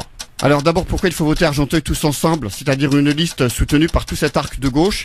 C'est parce qu'on a la prétention et l'ambition d'incarner un renouveau politique qui met à l'ordre du jour le partage des richesses qui passera par des services publics de qualité. C'est vrai au niveau de l'école, c'est vrai au niveau de la santé, et c'est vrai au niveau des crèches, et dans l'ensemble des autres services publics, dont la mairie qui accueille bien sûr beaucoup d'usagers. Donc ça, c'est la première des choses. La deuxième, et c'est transversal à tout ça, c'est que la question écologique, c'est pas un surplus, c'est pas la cerise sur le gâteau, c'est pas un petit bout d'affiche. Ces questions écologiques, elles sont importantes pour le bien-être, et elles seront développées évidemment dans l'ensemble de ce que je viens d'évoquer, aussi bien à l'école que dans le cadre de la santé, y compris en termes de sensibilisation dès la petite enfance. Donc, il y a toutes ces raisons-là, et la dernière, si j'en avais une dernière à donner, c'est que nous, on n'a jamais mis la main dans le pot de confiture. Voilà, pour dire très clairement les choses. Nous, on n'a pas 100 millions d'euros d'impôts, d'impôts malsains à avoir fait embarquer pour tous ceux qui sont qui vivent dans la ville d'Argenteuil. Et donc, de ce point de vue-là, nous sommes plutôt clean, nous sommes plutôt hnin. On vous dit bon courage à tous. Bon courage à vous. Bon rendez-vous dans les prochaines luttes. France Maghreb 2, France Maghreb 2. Merci d'être avec nous en direct avec Céline Bourrier aujourd'hui. Quel entretien d'admission, hein. Omar Slaouti quand même. S'il est maire, ça va valser à Argenteuil, hein. Attention, hein. On fait un petit tour du côté de la manifestation en cours à Paris avec Philippe Boyaki, notre reporter, notre kamikaze en direct de la manif. Bon Philippe, comment ça va? Ça va, salam alaikum. Écoutez, ça se passe très bien. Au début, tout à l'heure, quand on s'est eu au téléphone, vers 16h30, il y avait un calme relatif, et puis un mouvement un petit peu bizarre où les Antifa ont fait machine arrière, sont revenus en arrière, rejoindre le groupe principal. Vous savez que les manifestations, en début de cortège, vous avez les Gilets jaunes, puis les Antifa, puis le CNT, puis après, les délégations officielles de la CGT et FO. Et là, la CGT s'en trouvait en plein milieu, et encore beaucoup de monde. Et on finit par le FSU. Et on est dans un calme total, pas de débarquement. Il y a eu quelques petites accroches vers boulevard de l'hôpital, mais tout est rentré dans l'ordre. Pas de problème, comment tu vas? Ça va? Ça va. Merci beaucoup. Donc France Maghreb 2, un accueil chaleureux, les gens nous reconnaissent. Nous saluons beaucoup. Nous allons avoir le live sur le Grand Forum, ainsi que les différents interviews de responsables syndicaux et de citoyens lambda. Une manifestation impressionnante parce que au début je pensais vraiment qu'il y avait moins de monde et j'ai l'impression il y a autant de monde que samedi dernier. Là on arrive vraiment à la fin et on est juste devant la Pitié-Salpêtrière, un calme incroyable et des forces de l'ordre qui déposent le casque, enfin qui enlèvent le casque, pardon. Très bien. C'est pareil. Ouais. Et voilà, ça se finit bien, ça se finit gentiment. On va quand même rester jusqu'au bout. Bah oui, quand même. Que tout le monde va bien rentrer. Bah oui, quand même. Et puis, c'est important. Suivez-nous encore sur le live. Merci beaucoup, mon Philippe Bouriaki. Rendez-vous sur le live, Christophe Le Grand Forum, sur la page Christophe Le Grand Forum. Pour suivre mon Philippe Bouriaki. Alors tiens, en guise de zapping très rapide, j'en avais sélectionné pas mal. Il y avait notamment Yvan Le Bolloc qui a quand même été très bon en matière de recadrage envers des journalistes. Mais alors, je vous ai gardé la crème de la crème. Céline Pina, vous connaissez Céline Pina, Céline Bory? Bien sûr. Voilà. Bah écoutez, elle était en débat avec Zemmour. Et on en a profité pour glisser une petite quenelle bien de chez elle, à savoir que le prophète Mohammed sallallahu alayhi wa sallam était pédophile. Regardez comme moi je suis laïque, regardez comme je n'ai pas peur des religions, mais en même temps je m'en prends à la religion qui ne me fera aucun mal parce que des assassinats par des chrétiens en France, au nom du respect de Jésus, on n'en a plus et on n'en a pas. Depuis 5 siècles. Après, j'allais dire, il ne faut pas non plus monter sur ses grands chevaux. Si on réclame la liberté d'expression, il faut admettre que c'est de mauvais goût, que c'est peut-être ridicule. Peut-être juste demander à ce jeune homme en lui disant « mais si vous voulez être très transgressif, eh ben allez-y, expliquez donc que Mahomet ayant épousé une petite fille de 6 ans est pédophile et on va voir si vous allez oser le faire. » Mais en même temps, en toute sincérité, je n'irai pas demander réellement à ce jeune homme de le faire parce que je suis pas sûre qu'il pourrait pas le payer de sa vie et que j'ai pas envie de voir des gens mourir. Il le ferait pas. Voilà, c'était le petit cadeau pour la fin. Hein. Voilà, Céline Pina en débat sur CNews. Céline Pina a fait du Céline Pina, c'est-à-dire qu'elle a toujours la pignasse. Elle a surcritiqué l'islam. Ouais, donc son fonds de commerce. C'est son fonds de commerce et c'est comme ça qu'on l'a connue. Donc elle se revendique comme laïque, mais à chaque fois derrière cette laïcité, elle s'en sert pour attaquer l'islam et uniquement l'islam. Merci beaucoup, Céline, et à très bientôt. Demain, rendez-vous. On va parler des Ouïghours demain. Il y a un gros rassemblement ce samedi pour l'heure et dans un instant DJ Nabil pour l'heure le journal. L'actualité de jeudi soir. Bonsoir. Bonsoir à tous. Unis pour faire plier le gouvernement. Nouvelle journée de manifestation contre la réforme des retraites aux 4 coins de la France. Les syndicats continuent de demander l'abandon du texte malgré la détermination de l'exécutif. Le placement préféré des Français a du plomb dans l'aile. Le taux du livret A va une nouvelle fois baisser le 1er février. On verra s'il est encore intéressant d'y mettre de l'argent. Et puis, les nappes phréatiques reprennent des couleurs. Elles retrouvent des niveaux proches de la normale. Mais vous le verrez, des disparités existent entre régions. Une mobilisation en baisse à Paris pour la 6e grande journée de manifestation contre la réforme des retraites. 250 000 personnes ont défilé dans les rues parisiennes cet après-midi, selon la CGT, contre 370 000 la semaine dernière. À Toulouse, la préfecture estime à 7 000 le nombre de manifestants, 80 000 pour la CGT. Des manifestants qui demandent toujours l'abandon pur et simple du système par points du gouvernement. Un système qui, pour la CGT, est injuste, comme l'explique le secrétaire général Philippe Martinez. Ce système, c'est le contraire de la solidarité. Il va individualiser les retraites. C'est le système de retraite pour les premiers de cordée. Donc ce qu'il faut, c'est réinjecter de l'argent par le biais de cotisations sociales, celles des grandes entreprises par exemple, avec plus de personnes au boulot, parce qu'on a besoin que le financement de la retraite, eh bien, il soit plus conséquent. Effectivement, il y a plus de retraités. Alors, plutôt que de se partager un gâteau qui a la même taille, eh bien, il faut augmenter la taille du gâteau pour que les parts soient plus importantes pour tout le monde. Et à la SNCF, on vit déjà le 43e jour de grève consécutif, un mouvement qui va coûter cher à la compagnie ferroviaire, très cher même, une facture qui avoisinera le milliard d'euros, selon le président du groupe public, Jean-Pierre Farandou. Un plan d'économie est d'ores et déjà prévu pour rétablir les comptes. Demain, le trafic TGV sera quasi normal, celui des TER va aussi nettement s'améliorer. Elle décide de s'y prendre tôt. Marine Le Pen annonce son intention d'être candidate à la prochaine élection présidentielle. Déclaration de la présidente du Rassemblement national lors de ses vœux à la presse. La candidature de Marine Le Pen devra encore être validée par le congrès du parti. Christophe Rugia, mis en examen, le réalisateur est accusé d'agression sexuelle sur l'actrice Adèle Haenel lors d'un tournage alors qu'elle était encore mineure. Il a été placé sous contrôle judiciaire et interdiction d'entrer en contact avec la comédienne. Une confrontation entre Christophe Rugia et Adèle Haenel a été organisée hier, durant laquelle chacun est resté sur ses positions. Vous en avez peut-être un à la banque, comme 55 millions de Français, un livret A. Au 1er février, il vous rapportera moins, avec un taux qui va passer de 0,75 à 0,5%. Le ministre de l'économie, Bruno Le Maire, justifie cette décision par le besoin de financement de logements sociaux. Alors est-il toujours intéressant de placer son argent sur un livret A ? En tout cas, ce serait bête de s'en priver, selon Philippe Crevel, directeur du Cercle de l'épargne. Avec le livret A, on n'a jamais fait énormément fortune, on a même souvent perdu de l'argent, c'était le cas dans les années 80 avec un rendement réel après inflation négatif. Mais il vaut mieux laisser son argent sur le livret A que de le laisser dormir sur son compte courant où là ça ne rapporte rien. Et ces dernières années, les Français ont laissé beaucoup d'argent sur leur compte courant. Il y a plus de 400 milliards d'euros sur les comptes courants quand il y en avait 200 milliards en 2009. Donc je dirais que, évidemment, il faut essayer de trouver d'autres placements plus rémunérateurs.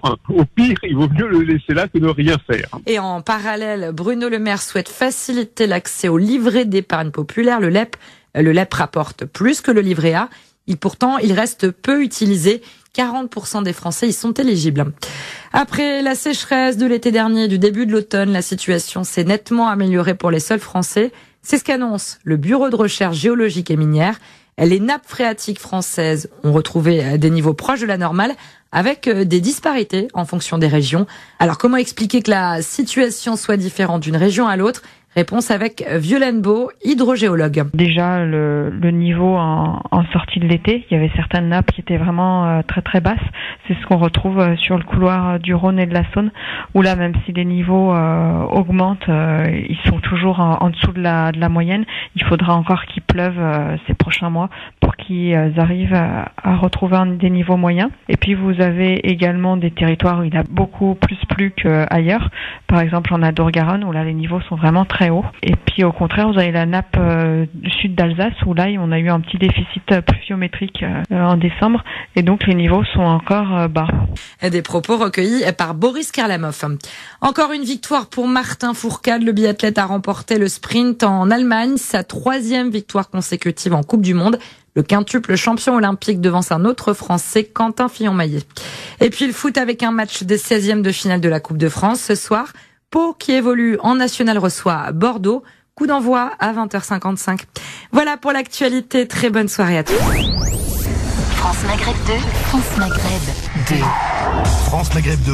Service, info, musique, divertissement. France Maghreb 2. France Maghreb.